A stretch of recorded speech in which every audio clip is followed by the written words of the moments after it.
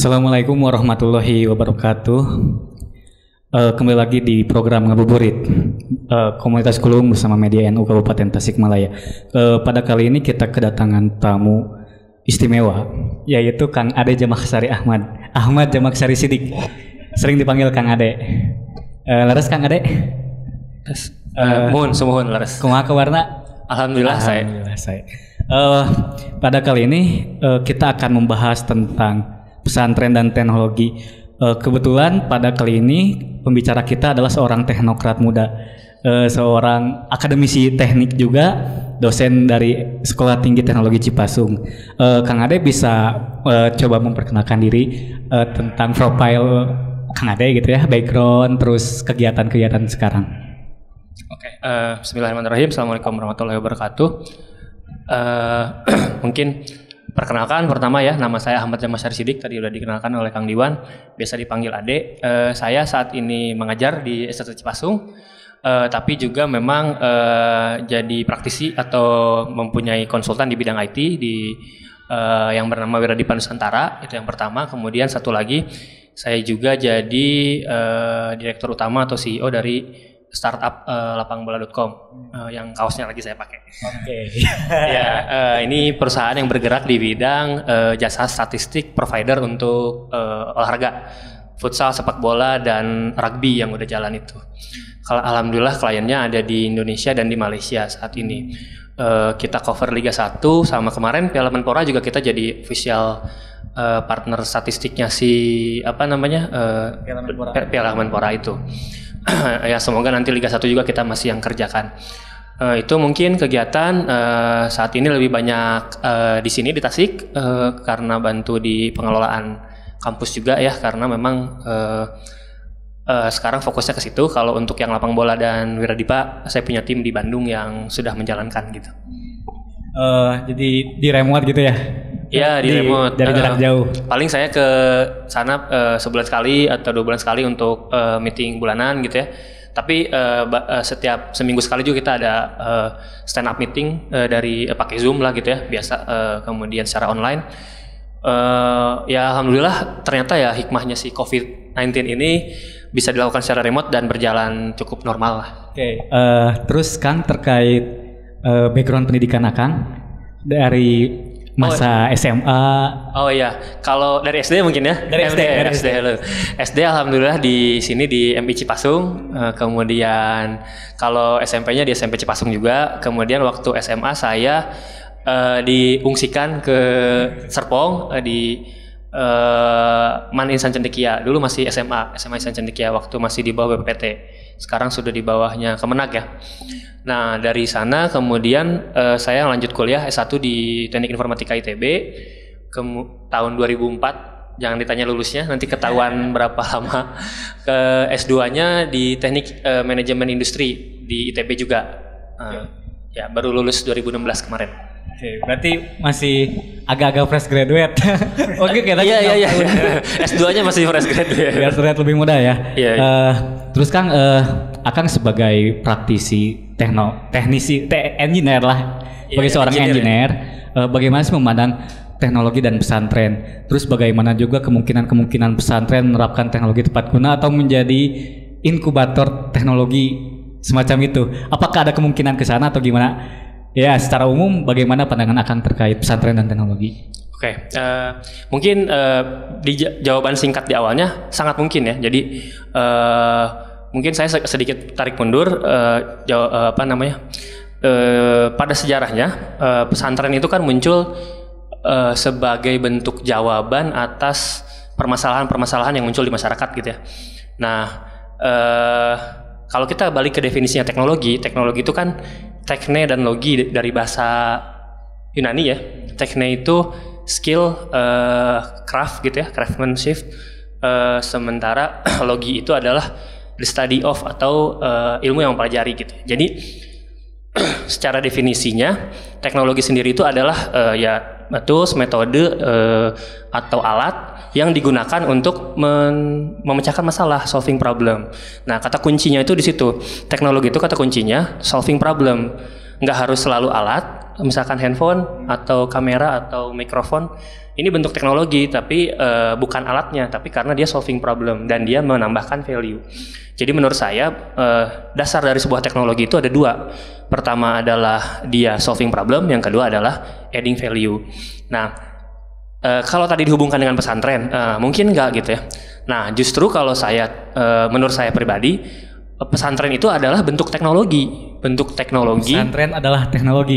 Pesantren itu ada teknologi. Jadi pesantren itu pada masa awalnya muncul adalah bentuk teknologi di mana kiai-kiai atau ulama-ulama melihat permasalahan yang ada di masyarakat dan mereka membuat pesantren untuk menjadi teknologi yang memecahkan masalah itu. Kan kalau kita perhatikan ya, misalkan di pesantren-pesantren, contoh misalkan beberapa pesantren itu didirikan di area yang dulunya misalkan terkenal sebagai area misalkan penjahat gitu ya, atau area yang kriminal, angker dan segala macam. Kemudian kiai datang ke sana mendirikan pesantren dan area yang tadinya bergelimang kemaksiatan misalkan ya berubah menjadi area yang penuh dengan kemaslahatan lah, kurang lebih seperti itu.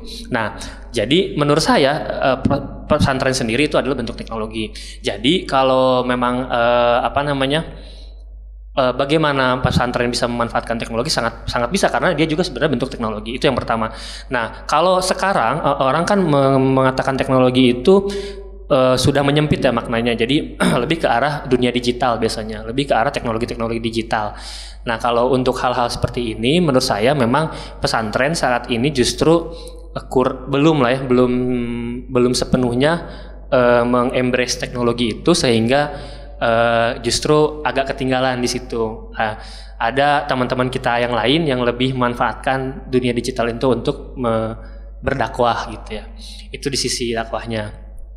Kemudian kalau kita bicara tentang sisi bagaimana pesantren itu sendiri, menurut saya teknologi bisa dipakai oleh pesantren untuk kembali menjadi solusi bagi masyarakat gitu, karena masyarakat saat ini membutuhkan disrupsi teknologi, membutuhkan inovasi-inovasi sehingga mereka bisa terbantu kehidupannya. Jadi menurut saya teknologi saat ini bisa dijadikan tools oleh pesantren untuk mereka mengangkat kehidupan masyarakat di sekitar atau dimanapun gitu ya, sehingga kemanfaatan pesantren terasa lagi gitu. Emang jarang sih aku melihat sebuah pesantren yang melek teknologi, yang kalau di film ini mah 3 Idiots mah si Amir Khan tuh pada akhirnya membuat sekolah yang teknologi banget gitu ya, ada drone lewat, invention ya. Saya masih jarang sih melihat itu, dan membayangkan bahwa kelak pesantren itu akan terbuka pada teknologi-teknologi. Santri tidak hanya belajar mengaji ilmu-ilmu agama atau ilmu-ilmu rots, tapi juga mempelajari teknik gitu ya. Tidak hanya ada madrasah, tetapi ada juga laboratorium penelitian. Kayaknya menarik gitu ya. Seperti seperti Ranca das Cancad itulah. Iya. Kalau saya mungkin sebenarnya gini, kalau balik ke konsepnya menurut saya jadi harus pengelola pengantin sebisa mungkin mempunyai mindset lagi bahwa pesantren itu harus jadi entitas yang menyelesaikan masalah gitu. Nah, ketika sudut pandangnya adalah itu, nanti pesantren-pesantren ini pasti secara otomatis dia akan mengeksplorasi, dan mereka juga akan paham bahwa di masa sekarang ini yang namanya teknologi itu harus diadopsi supaya mereka bisa membantu menyelesaikan masalah. Contoh-contoh paling mudah ya, ini konteksnya bukan pesantren. Ada teknologi startup yang misalkan kenalan saya ya, namanya Amarta. Dia melakukan peer-to-peer lending. Teknologinya itu adalah membuat sistem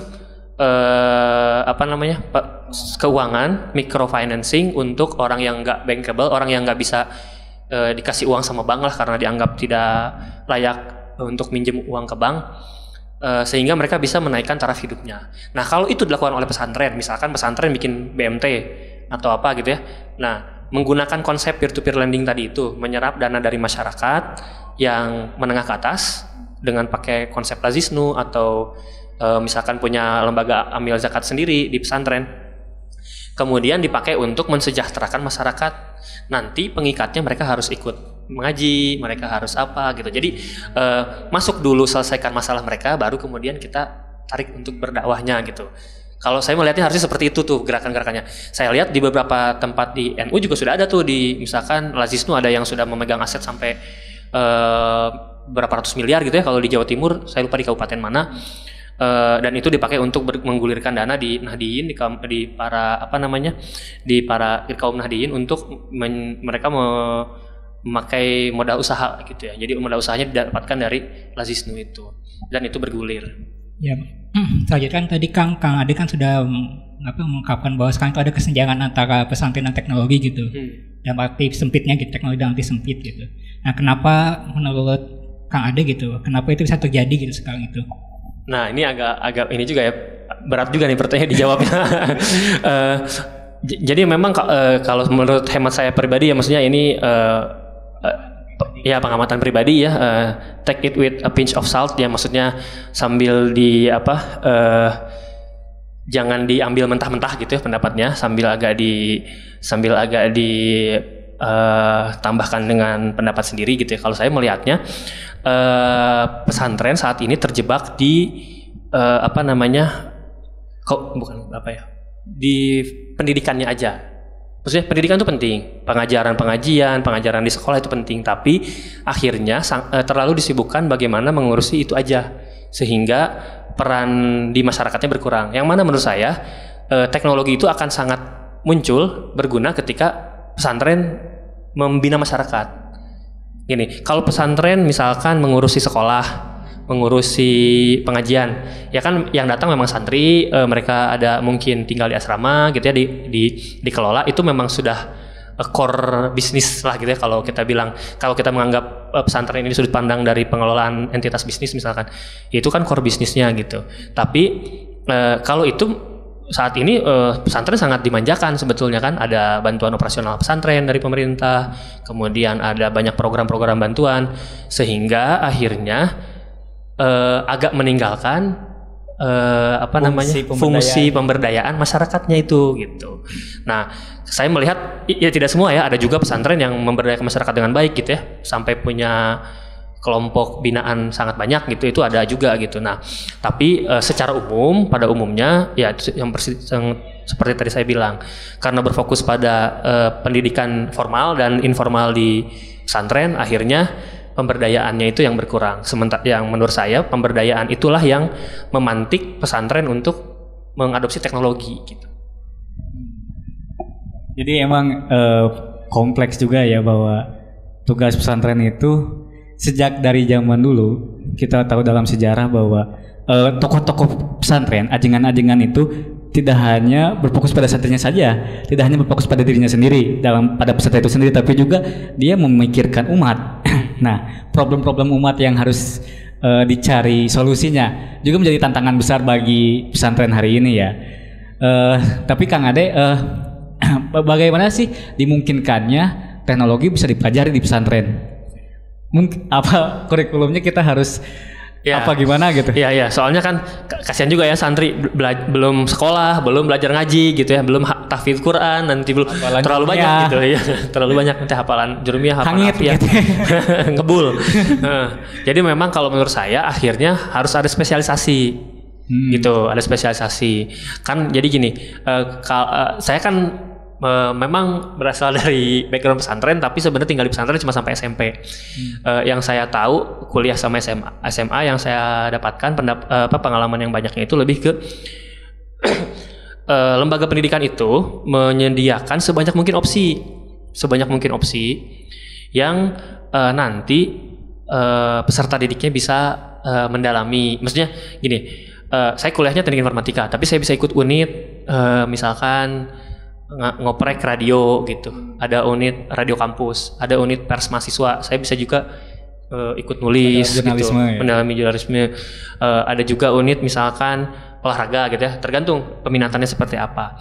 Nah, jadi menurut saya bisa juga dimulainya gitu ya dengan menggiatkan ada semacam kegiatan ekstra yang bentuknya pilihan, tapi tentang bagaimana membudayakan penggunaan teknologi digital lah minimal gitu. Sehingga akhirnya nanti terbiasa dengan hal-hal seperti itu gitu. Jadi nggak terlalu gagap lah dengan hal seperti itu. Oke. Emang ini menjadi PR besar ya, yang nggak terbayangkan gitu bahwa karena kesibukan santri itu benar-benar luar biasa ya, dari betul. Bangun pagi subuh ya, lalu dia ngaji, lalu dia sekolah, dia istirahat sebentar, lalu nanti asar ngaji lagi, maghrib jamaah ngaji dan ngaji lagi, seperti nggak ada waktu untuk dia mencari kegiatan ekstra dan mendalami soft skill tertentu. Mungkin kewalahan lah ya, santri. Betul. Ini juga menjadi problem yang harus di-solve juga kan oleh para pemikir gitu ya. Betul. Kalau yang kan kita belajar nggak harus selalu dari satu sumber, maksudnya karena kita di NU harusnya belajar di NU aja, justru kita belajar dari yang lain-lain juga ya.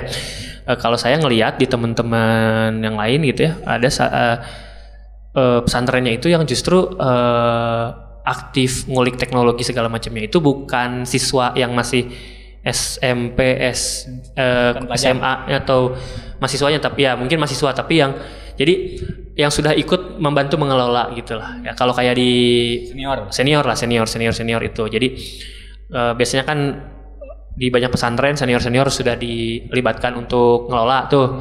Nah ada divisi-divisi mengelolanya tuh kan, ada yang divisi bagian biasanya ada kebersihan, ada apa gitu ya, banyak hal lah gitu. Nah mungkin cara yang langkah baby stepnya, langkah kecilnya itu dimulai dengan diadakanlah satu kelompok lain tuh di pesantren, misalkan ada satu kelompok yang memang tentang pemanfaatan teknologi gitu. Kalau saya dulu waktu kuliah di ITB ada namanya Pustena, Pusat Teknologi Tepat Guna. Nah jadi yang diulik tuh bukan teknologi yang high tech, tapi lebih ke kayak apa yang bisa tepat guna di masyarakat. Contohnya misalkan kita ada kesulitan air bersih, bikin penjernihan. Di kita misalkan kesulitan internet misalkan ya, atau kesulitan listrik, gimana caranya bikin ada pembangkit listrik sederhana yang murah. Apakah bikin mikrohidro, apakah kalau memang ada sungai pakai turbin, ataukah bikin solar cell gitu ya, atau bikin apa, banyak gitu opsi-opsinya. Tapi lebih ke bagaimana menjawab tantangan. Nah kan dalam mengelola pesantren pasti tuh mengalami misalkan gini ada masalah tentang pengolahan sampah, misalkan ada masalah tentang bagaimana mengatur keluar masuk tamu ke pesantren misalkan. Itu kan bisa pakai sistem juga tuh ketika. Nah jadi ada satu dedikasikan sekelompok orang senior, nah yang dibimbing oleh praktisi misalkan gitu ya, untuk mencari solusi untuk hal-hal yang ada di pesantren itu sendiri dulu misalkan awalnya, nanti bisa diterapkan ke masyarakat gitu. Jadi membiasakan mencari masalah, bukan mencari masalah ribut ya gitu ya, mencari masalah yang untuk diselesaikan gitu, membiasakan mencari masalah dan mencari solusinya gitu. Karena kan kalau kita belajar ya, saya waktu kuliah diajarin di teknik itu esensi itu cuma itu sebetulnya. Kita belajar metode, kita belajar teknik yang dimana nanti kita mencoba menyelesaikan masalah gitu. Cari masalahnya apa, kita punya teknik mana yang cocok untuk menyelesaikan masalah tersebut. Itu jadi TA gitu biasanya. Kurang lebih seperti itu. Kalau mau S2 nanti ada masalah seperti apa, metode seperti apa, metodenya kita modifikasi, ditambahkan. Nah, itu aja sih bedanya. Jadi, nah, menurut saya tuh pembiasaan seperti itu akan baik kalau memang disistemkan gitu di pesantren-pesantren. Jadi sebenarnya pihak-pihak eksternal pun bisa banget untuk membantu melatih. Betul. Apalagi kalau pihak pesantrennya welcome ya, pasti akan sangat baik gitu. Kan apa ya? Biasanya kan kita tentang teknologi itu lebih kepada high tech gitu kan. Nah, apalagi kan sekarang high tech yang paling menggambarkan pesantren itu gitu di pihak internal pesantren itu HP gitu. Handphone gitu, dan handphone itu ya agak dalam tanda kutip negatif lah gitu kan, harusnya menjadi alat yang produktif sekali gitu, malah sekarang menjadi kebalik seperti pisau gitu, bisa membuat makanan malah bisa membunuh juga gitu.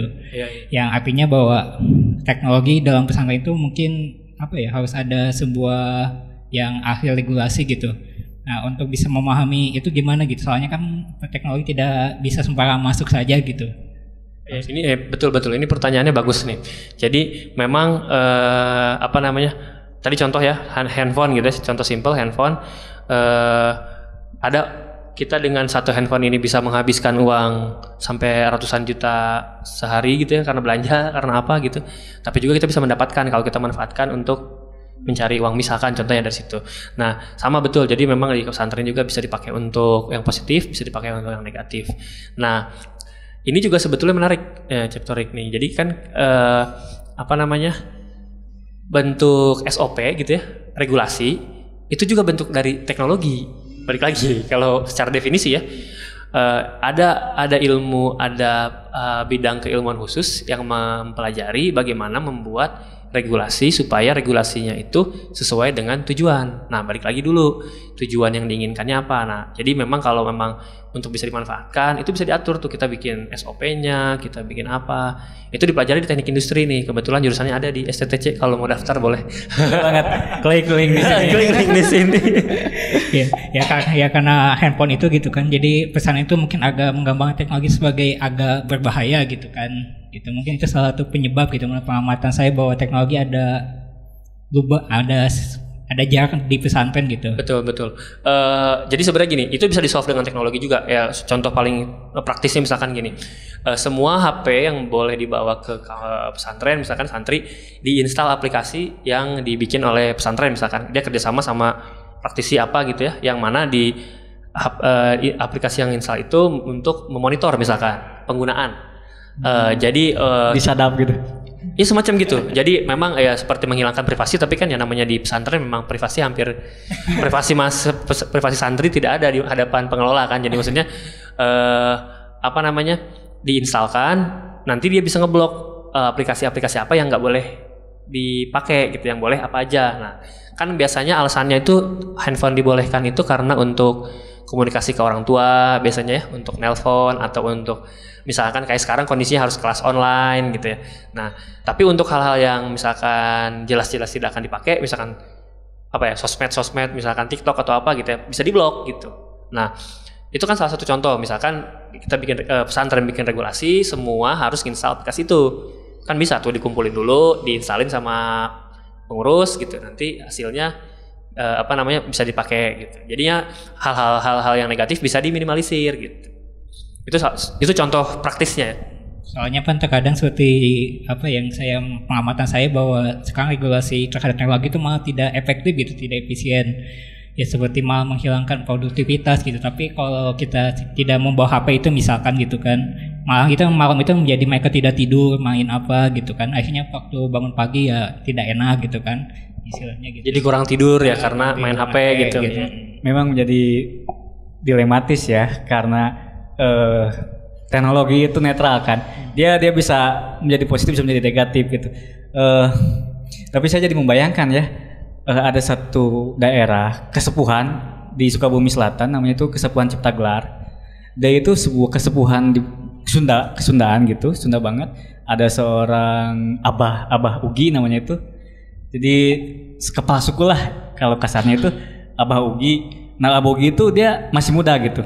Dia masih muda terus menjadi ketua adat, tapi dia sangat terbuka terhadap teknologi. Maka Ciptagelar itu menjadi sebuah kasepuhan di pucuk gunung dekat Gunung Halimun di Sukabumi itu, yang dia listriknya dipasok sendiri. Dia karena mempunyai sungai yang deras membuat turbin, dan bahkan pembangunan turbin itu menjadi gotong royong terbesar dalam tahun itu gitu. Lalu dia menggunakan juga solar panel, solar cell seperti itu untuk membantu kelistrikannya. Juga dia membangun informasinya sendiri, arus informasi sendiri dengan menciptakan Ciga TV. Jadi ngebangun channel TV sorangan gitu. Konten-kontennya itu kayak lagi macul kegiatan-kegiatan warga lah. Jadi saya ngebayangkan bahwa pesantren yang menjadi sebuah komunitas komunal, sebuah tempat orang bermukim secara komunal, itu bisa menciptakan swadaya gitu, bisa menciptakan teknologi pertaniannya sendiri, bisa menciptakan arus informasi sendiri, bisa lebih berdikari dan berdaulat gitu. Saya membayangkan pesantren kalau mempunyai kemampuan seperti itu akan sangat menarik gitu kan. Iya betul. Saya setuju 100% dengan yang tadi Kang Diwan paparkan ya. Jadi Punten. Jadi memang yang cipta gelar tadi itu memang ini ya, memang cukup fenomenal ya. Jadi sudah cukup terkenal, dan betul bahwa ketika dia semacam, kalau tadi istilahnya pisau gitu ya, dia memakai pisaunya dengan baik dan benar gitu, sehingga teknologinya bisa dimanfaatkan untuk kemaslahatan komunitas tersebut. Nah, kalau balik lagi ke pesantren itu tipikal organisasi yang top down ya, jadi harus ada perintah dari atas, bukan dari bottom up gitu, bukan kayak misalkan Diwan bikin komunitas Kulwung itu kan sebetulnya bottom up, Diwan yang mendirikan, tapi nanti ada Ceptorik, ada apa, dan semua itu saling melengkapi dan bisa mengambil keputusan bersama gitu, bukan hanya kumaha Diwan gitu kan. Nah kalau pesantren karena ada otoritas khusus karena memang kan secara otoritas keilmuan dari ya di pesantren kan belajar kitab taklim juga, bagaimana menghormati guru, dan itu akhirnya menjadi secara organik terbentuk sistemnya top down. Nah sebetulnya untuk bentuk organisasi yang top down relatif lebih mudah Wan untuk mengadopsi teknologi karena satu komando ya. Betul, satu komando. Jadi ketika ada kesediaan dari atas, insya Allah yang bawah itu pasti akan mengikuti. Jadi teknis-teknis itu bisa di apa namanya istilahnya, bisa diselesaikan lah gitu, karena dari segi istilahnya apa ya, kalau di secara penelitian itu udah ada ininya, udah ada backing, maksudnya backing dari apa atasan gitu. Kalau misalkan kita bikin implementasi sesuatu di perusahaan gitu ya, misalkan di BUMN gitu, kalau di root udah apa namanya, udah A gitu, pasti itu bisa jalan gitu, dipastikan ke bawahnya A, bisa dipastikan sampai ke bawahnya A. Nah itu juga bisa terjadi di pesantren. Jadi menurut saya kunci-kuncinya adalah bagaimana memberikan pemahaman yang tadi itu, bahwa teknologi itu harus digunakan, bahwa teknologi itu harus dieksploitasi dalam tanda hal positif gitu ya, dimanfaatkan semaksimal mungkin. Mindset itu sampai di para pemangku kebijakan di pesantren. Ya karena kalau misalnya sering ada ketakutan gitu bahwa teknologi, let's say HP gitu ya, itu akan mengganggu tradisi atau keugah harian atau kesehajaan pesantren. Saya merasa dengan kasus Cipta Gelar itu teknologi bisa bergandengan dengan tradisi. Ya, bahkan ya di Cipta Gelar itu tradisi tetap terawat, tradisi panen 1 tahun sekali, tradisi setiap ada perayaan, ngasuk dan segala lainnya, ada melihat bintang kidang dan lain-lain, itu tetap terlaksana, tetap bisa secara kemurniannya bisa tetap terawat gitu. Jadi teknologi tidak akan sebrutal itu menghancurkan tradisi gitu ya. Karena sering ada juga kan ketakutan terhadap teknologi gitu, bahwa teknologi akan selain mendisrupsi keadaan juga akan merusak tatanan lama gitu. Sedangkan pesantren-pesantren mempunyai kearifan yang seperti sering dikutip dalam kaidah usul fikih yang al-muhafadzah ala qadimi sholih wal hadu bil jadil aslah. Kebaruan itu yang harus kita jaga, walaupun kita jangan melepaskan kebaikan yang lama gitu ya. Saya itu kan jadi lucu kan yang barusan prinsip yang Diwan sebutkan barusan itu kan menjaga tradisi lama yang baik dan mengadopsi kebaruan, tradisi baru yang lebih baik. Nah, teknologi ini kita bisa anggap sebagai bentuk tradisi yang baik yang untuk diadopsi gitu. Ya, tentu harus dipilah, balik lagi ke sana.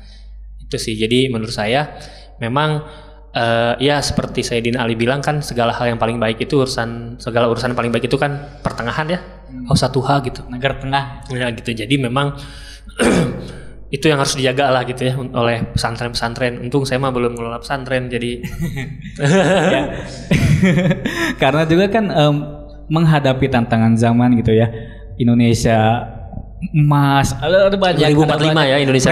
Prediksi futuristik yang harus kita tantang gitu, bahwa nanti akan banyak lapangan pekerjaan yang tergerus ya. Misalnya dalam masalah pendidikan pun itu akan tergerus karena suatu saat nanti dengan tumbuhnya edutech itu akan sedikitnya mengganggu industri pendidikan kan.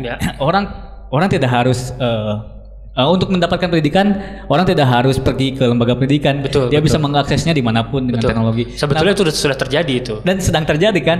Maka dari itu mungkin pesantren pun harus aware, harus preventif juga terhadap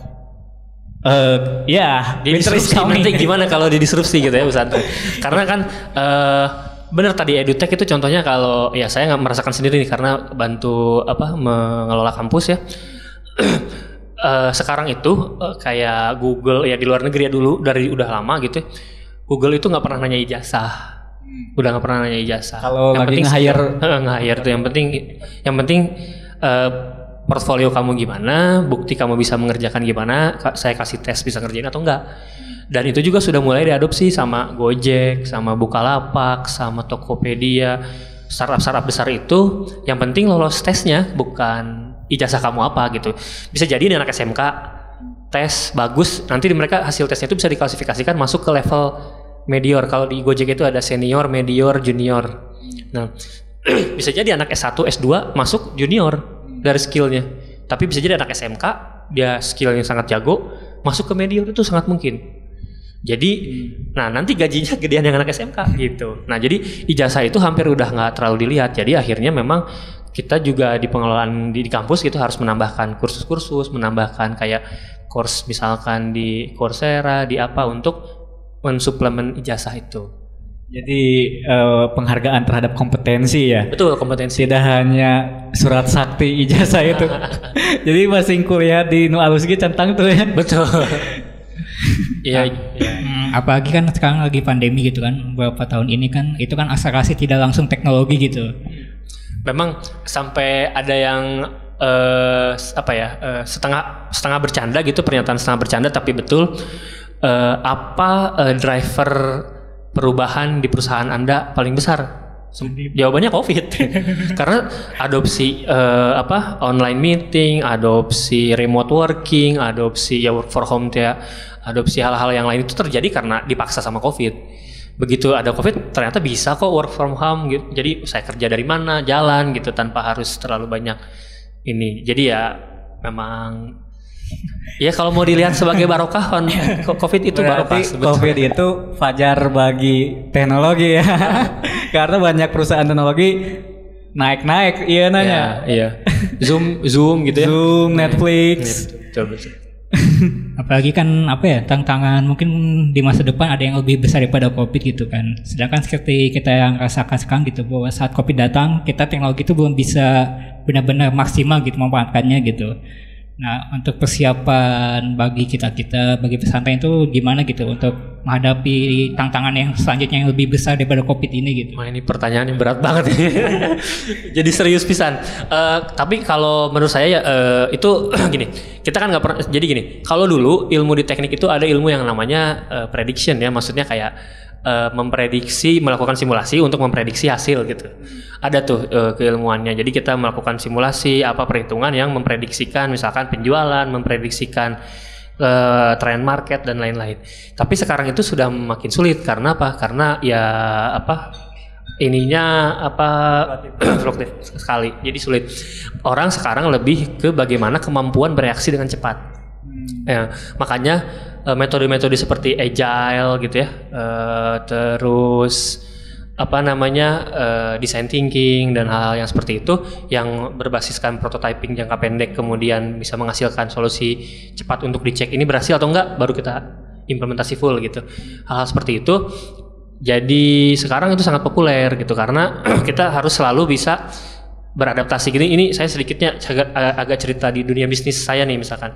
Jadi di dunia bisnis startup gitu, di dunia bisnis IT memang bergeraknya sangat cepat dan saya yakin nanti suatu saat di dunia pendidikan agama juga itu akan terjadi dalam waktu yang sangat dekat. Nah, kita tuh harus selalu bisa pivoting gitu. Jadi mengakses kondisi sekarang, harus memperbaiki aplikasinya lagi, di fiturnya ditambahkan. Oh, yang ini nggak usah dipakai, dibuang segala macam.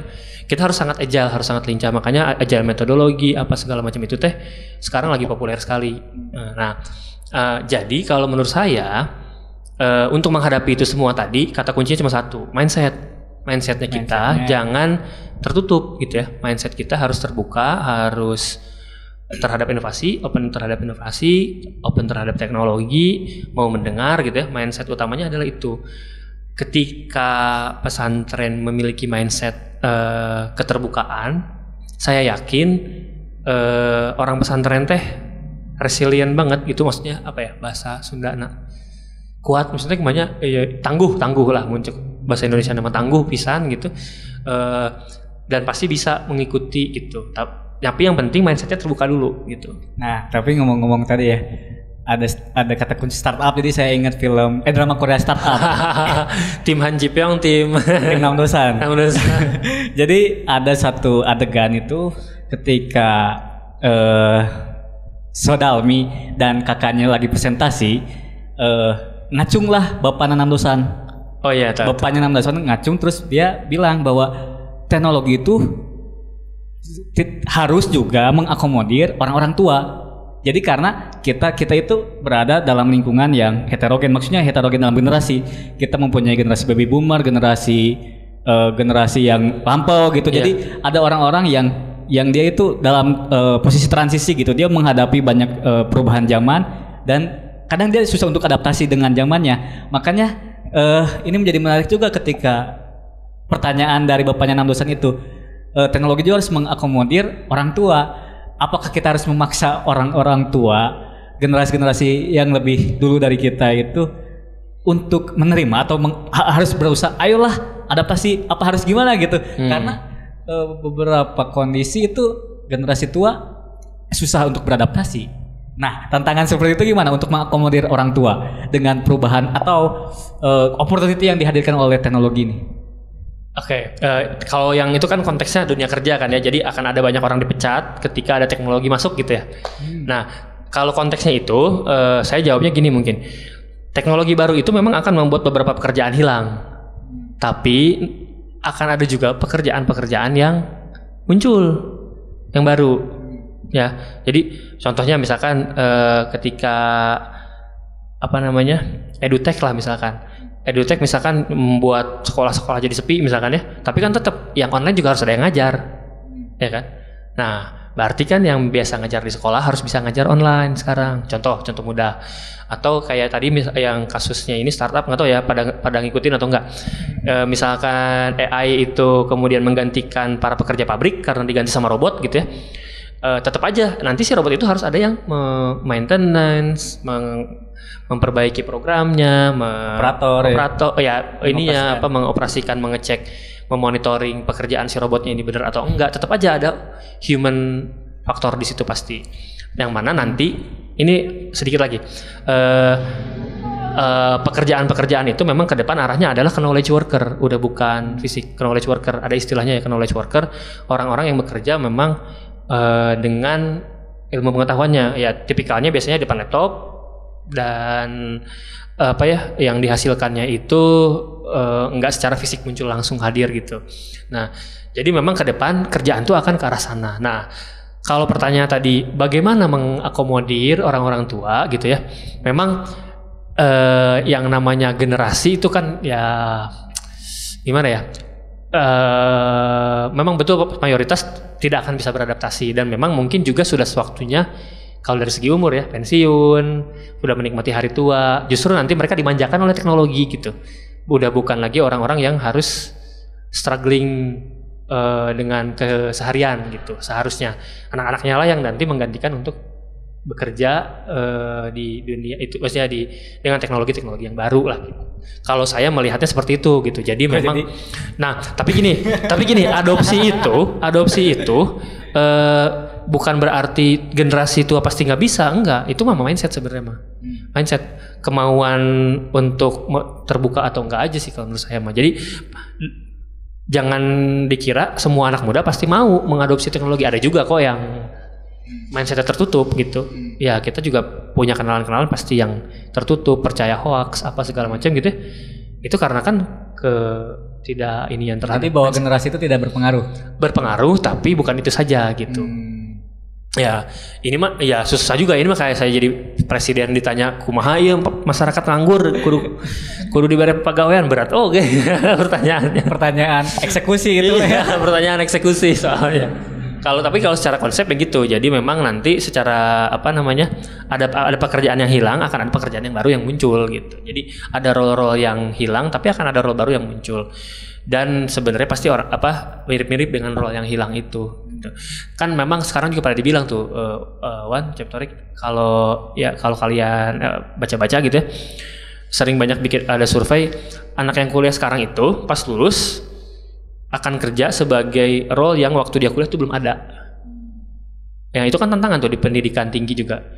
Kumaha carana mempersiapkan barudak untuk bisa kerja di pekerjaan yang belum ada pekerjaannya. Yang belum aya ajarin pas saya pas di Wan kuliah can aya pegawaianna. Contohnya gini, sekarang konten kreator apa gitu ya, video editing YouTube segala macam, pas zaman baheula saat can itu kan belum ada. Muncul baru kesini, sekarang ada data scientist gitu misalkan muncul baru. Zaman saya kuliah belum ada data scientist. Nah tapi pada prinsipnya, prinsip-prinsip engineering kerekayasaan tadi, mindsetnya tuh udah ada. Jadi pekerjaan baru itu pun mereka bisa beradaptasi. Jadi yang disiapkan adalah bagaimana si orang-orang ini siap untuk beradaptasi dengan nanti apapun bentuk pekerjaannya. Nah kalau pesantren bisa melakukan hal seperti itu akan sangat keren. Oke. Saya ingin melemparkan ke Mustami gitu ya. Barangkali ada pertanyaan-pertanyaan dari para Mustami. Mangga Kang Hilmi. Bismillahirrahmanirrahim. Assalamualaikum warahmatullahi wabarakatuh.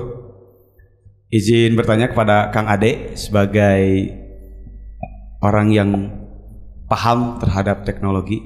Engineer ya Kang? Engineer juga berlatar belakang pesantren luar biasa berarti kan melek terhadap teknologi. Yang ingin saya tanyakan adalah pertama saya mencoba memahami bahwa dalam perkembangan apapun harus ada budaya yang terbentuk. Artinya di dalam budaya itu sudah ada support system yang baik dalam mengarah ke dalam hal yang berkembang gitu. Nah, konteks di sini terkait dengan bagaimana pesantren bisa berkembang terhadap teknologi.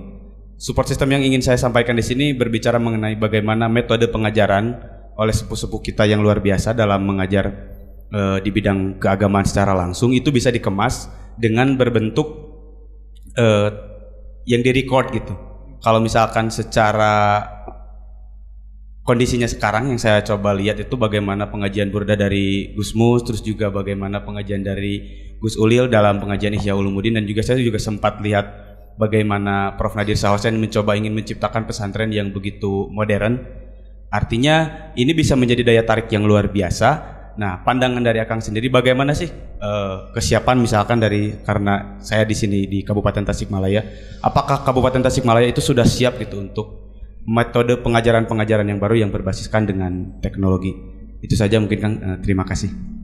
Wah, ini pertanyaannya luar biasa mantap ini. Jadi memang apa yang tadi kita bahas ya, kita kontekskan ke lokal di Tasikmalaya gitu ya. Nah, kalau pertanyaannya siap atau tidak, jawabannya relatif ya, siap atau enggak, karena itu maksudnya pesantren kan di Tasik banyak, ada berapa ribu ya, ada ribuan gitu, yang pasti tiap pesantren beda lah tingkat kesiapannya maupun dari segi infrastruktur atau ada timnya atau enggak dan lain-lain ya. Cuma saya mau mencontohkan, jadi kadang kita tuh terlalu underestimate sama kemampuan kita sendiri gitu ya. Entah kenapa itu saya selalu merasa bahwa kita sebagai orang Indonesia itu kadang selalu underestimate kemampuan kita sendiri. Di Tasik itu saya tahu ada beberapa pesantren justru yang sudah sangat concern dengan teknologi sampai bisa menghasilkan santri-santri yang juara Olimpiade Kimia internasional, bukan nasional ya, internasional, dapat medali emas apa perak gitu. Dan lain sebagainya, sudah menerapkan teknologi juga gitu.